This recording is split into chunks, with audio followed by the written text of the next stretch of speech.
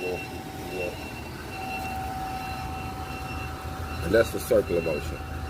Now this next motion I'm gonna do is gonna be more of a back and forth motion.